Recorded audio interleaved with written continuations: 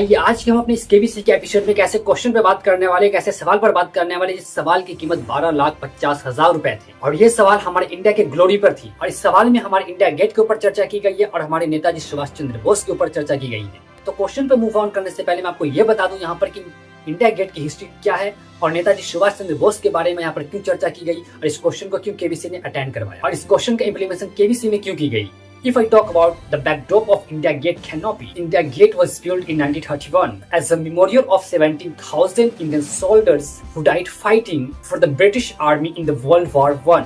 And just behind India Gate, you will see a canopy, a domed structure. This canopy once housed the structure of the King George V. India Gate की establish 1931 में की गई थी और India gate की build करने के पीछे का मोटो ये था कि जो हमारे वर्ल्ड वॉर 1 में जो 17,000 इंडियन सोल्जर ब्रिटिश आर्मी की तरफ से फाइट कर रहे थे उसके रिमेम्बरेंस के लिए इन इंडिया गेट का निर्माण करवाया गया। तो अब अगर बात करें 12,50,000 में केबीसी ने वैसे कौन से क्वेश्चन को शॉर्टलिस्ट किया, जो क्वेश्चन हमारे हॉट शीट पर दिखाई दी और इस क्वेश्चंस में नेताजी सुभाष चंद्र बोस की भी चर्चा हुई और किंग जॉर्ज V की भी चर्चा हुई। तो ये अपने बिना टाइम को अपने गवाए हुए क्वेश्चन की शुरुआत करते और देखते कि क्वेश्चन क्या था। तो केबीसी के स्क्रीन पर क्वेश्चन ये था, the canopy in India Gate complex where a statue of Netaji Subhash Chandra Bose was installed previously housed which British monarchical statue।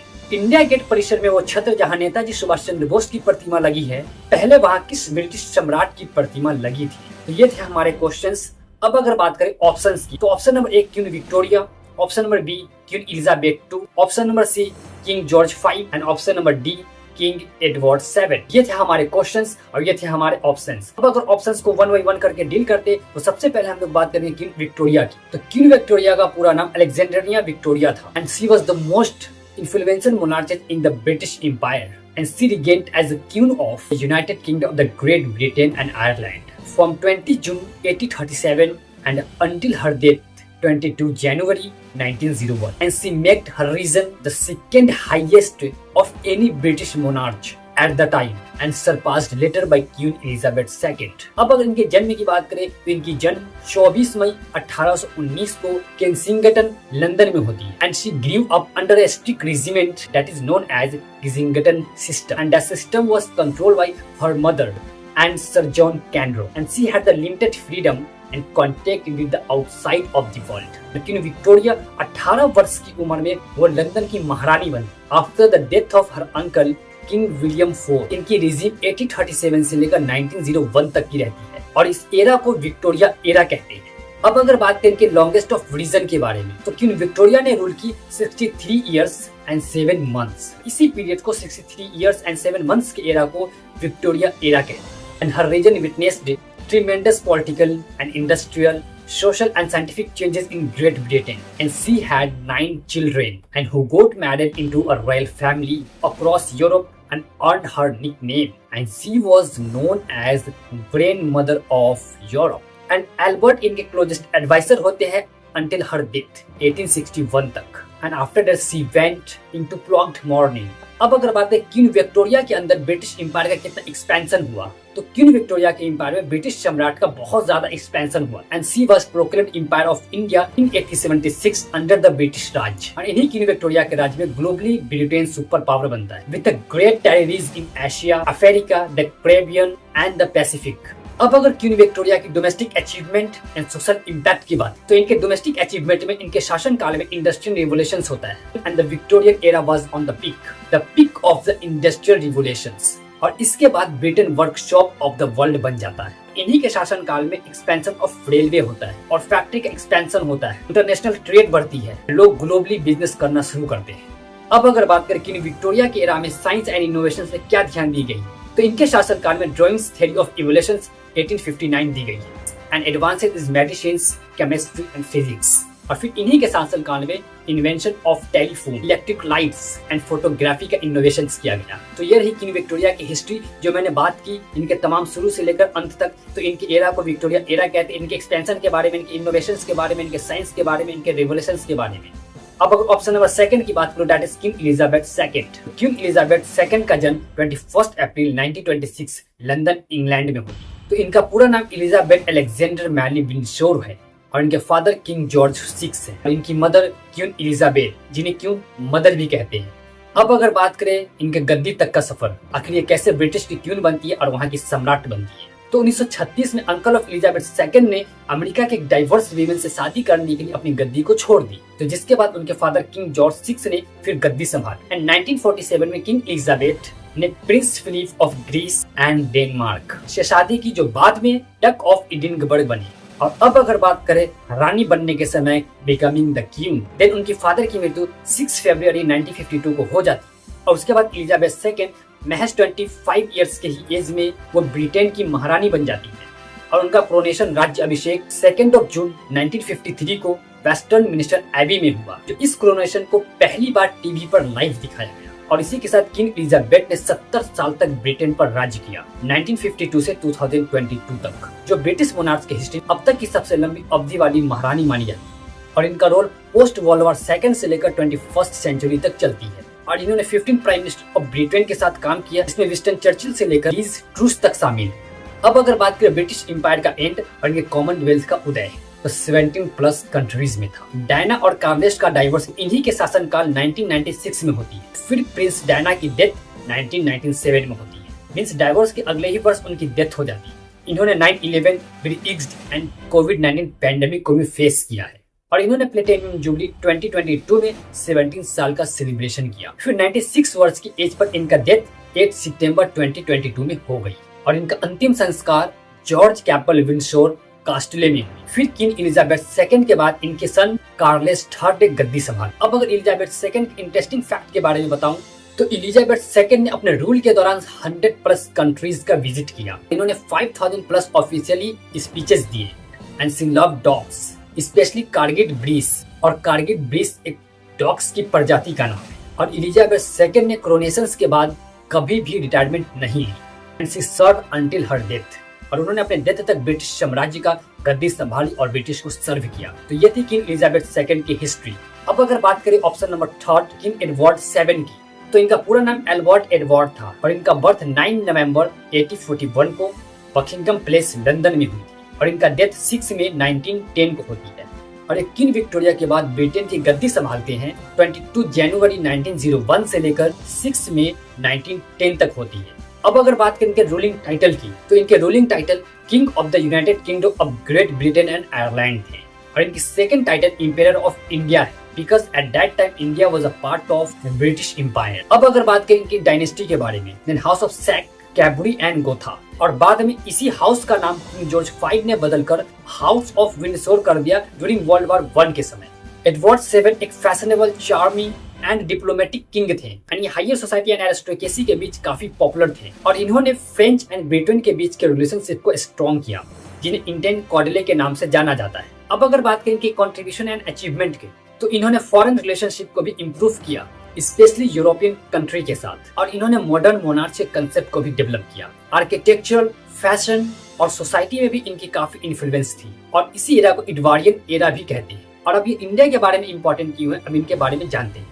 तो इंडिया इनके रूल के दौरान ब्रिटिश एम्पायर का ही भाग था और इनका इंडिया के लिए टाइटल इंपेरर ऑफ इंडिया था और ये इंडिया में ब्रिटिश क्राउन के सैम्बल थे। और इन्होंने इंडिया का भी विजिट किया जब वो प्रिंस थे 1860 में एंड हार्ट अटैक के कारण 1910 में इनकी डेथ हो जाती। और इनके डेथ के बाद इनके सन किंग जॉर्ज 5 गद्दी संभालते। और एडवर्ड के डेथ के बाद यूरोप में टेंशन बढ़ने लगी, जो आगे चलकर वर्ल्ड वॉर फर्स्ट का रूप ले लेता है। तो ये रही इनकी हिस्ट्री। मैंने शुरू से लेकर अभी तक इनके तमाम हिस्ट्री की बात की, इनके एरा की भी बात की, इनके साम्राज्य की भी बात की, इन्होंने इंडिया का विजिट किया, इनकी भी हमने बात की। इन्हें टाइटल मिली थी इंपेरर ऑफ इंडिया का, मैंने ये भी बात बताया। अब अगर मैं ऑप्शन नंबर लास्ट की बात करूं, दैट इज किंग जॉर्ज 5, तो इनका पूरा नाम जॉर्ज फेडरिक अर्नेस्ट एल्बर्ट था। इनका बर्थ 3 जून 1865 मालबर्ग लंदन में होती है और इनकी डेथ 20 जनवरी 1936 को Sandringham house, Norfolk, England, London में होती है। और इनका शासनकाल 6 मई 1910 से लेकर 20 जनवरी 1936 तक रहती है। इनके बाद एडवर्ड 8 किंग बनते हैं, लेकिन इन्हें एब्डिकेट कर दिया जाता है। जॉर्ज 6 जो एडवर्ड 8 के बाद किंग बनते हैं और ये क्वीन एलिजाबेथ सेकंड के फादर थे। अब अगर बात करें इनकी डायनेस्टी के बारे में, तो इनकी डायनेस्टी हाउस ऑफ विंडसोर, पहले इनका नाम हाउस ऑफ सैक रहते हैं, लेकिन वर्ल्ड वॉर फर्स्ट के दौरान जर्मन नाम होने के कारण किंग जॉर्ज 5 इसका नाम चेंज करके विंडसोर रख देते हैं। और किंग जॉर्ज 5 इंडियन नेवी में सर्विस करते थे। अब अगर बात करें किंग जॉर्ज 5 के शासनकाल के दौरान कौन कौन से मेजर इवेंट्स होते हैं, तो तो इनमें जो सबसे पहला इवेंट होता है that is first world war, जो कि 1914 से लेकर 1918 तक चलती है, जिसमें ब्रिटेन ने जर्मन के अगेंस्ट में वार लड़ी थी और किंग जॉर्ज V ने ब्रिटिश के पब्लिक को मोनार्किकल सपोर्ट किया था और किंग जॉर्ज V ने रॉयल फैमिली का नाम बदलकर विंडसोर कर दिया था। अब अगर सेकंड इवेंट की बात करें दैट इज रशियन रिवॉल्यूशन, जो कि 1917 में होती है। तो किंग जॉर्ज V ने अपने कजन तार निकोलस II को ब्रिटेन आने की परमिशन नहीं देते, जिसके बाद उनकी रशिया में हत्या कर दी जाती है और इसके बाद रशियन रिवॉल्यूशन शुरू होती है। अब अगर तीसरी बात करूं that is Indian freedom movement, तो इन्हीं के शासन काल में इंडियन फ्रीडम मूवमेंट भी बहुत चरम पर होती है। जैसे इस पीरियड में गांधी जी का non cooperation movement, Simon commission का विरोध और साइमन कमीशन को काले झंडे दिखाना, इस तरह के तमाम बड़े मूवमेंट इंडिया में होते हैं। अब अगर चौथे की बात करूं तो that is statue of Westminster 1931। तो इस एक्ट के बाद ब्रिटेन कॉलोनीज जैसे ऑस्ट्रेलिया, कनाडा, न्यूजीलैंड, इन सभी कॉलोनी को अधिक सेल्फ रूल मिला। अब अगर बात करूं किंग जॉर्ज V का इंडिया विजिट करना 1911 में, तो इन्हीं के विजिट में इंडिया के दिल्ली में दिल्ली दरबार लगाई जाती है, जो कि भारत में 3 बार दिल्ली दरबार लगती है। पहला 1877 में, सेकंड 1903 में एंड तीसरा 1911 में। इन्हीं 1911 में king George V India visit करते हैं और इस समय भारत के लोग भुखमरी का फेस कर रहे थे और किंग जॉर्ज V के लिए भारत में एक महान भोज का व्यवस्था की गई थी। और किंग जॉर्ज V पहले और आखिरी ब्रिटिश मोनार्च थे जिन्होंने भारत का विजिट किया और उन्होंने दिल्ली दरबार 1911 में शामिल होकर ऑफिशियली तौर पर अपने आप को इंपेरियर ऑफ इंडिया घोषित करते हैं और उसके बाद वो क्राउन पहनते हैं। और फिर इसी दिल्ली दरबार में 1911 में ही किंग जॉर्ज V ये अनाउंस करते हैं कि ब्रिटिश इंडिया की कैपिटल कोलकाता से हटाकर दिल्ली शिफ्ट की जाती और किंग जॉर्ज V के titles king of united kingdom and emperor of India, सम्राट Hind and king of other Britain dominions like Canada, Australia and south Africa. अब अगर बात करें इनके कंट्रीब्यूशन की, तो किंग जॉर्ज V ने ब्रिटिश मोनार्च को मॉडर्न में शिफ्ट किया और डेमोक्रेसी को सपोर्ट किया और मोनार्च को पॉलिटिक्स से दूर रखा। और इंडिया सब कॉन्टिनेंट में इनके शासन काल में फ्रीडम मूवमेंट तेजी से बढ़ना शुरू हो गया और हाउस ऑफ विंडसोर का फाउंडेशन स्टोन इन्हीं के शासन काल में रखी गई। तो यहाँ तक की थी किंग जॉर्ज V की हिस्ट्री, जो कि मैंने 1 बाय 1 करके तमाम ऑप्शंस को डील किया। अब अगर मैं बात करें इस क्वेश्चंस का आंसर, तो इस क्वेश्चंस का आंसर ये है। तो नेताजी सुभाष चंद्र बोस के स्टैचू लगाने से पहले वहाँ पर किंग जॉर्ज V की स्टैचू थी, अब उन्हें हटाकर नेताजी सुभाष चंद्र बोस की वहाँ पर मूर्ति लगाई गई। अब थोड़ी सी इंटरेस्टिंग फैक्ट उस स्टैचू के बारे में जानते हैं। तो किंग जॉर्ज V की स्टैचू 26 फीट लंबी थी and that was installed under the canopy in 1936. लेकिन after independence there was growing resentment towards sample of chronicle rules.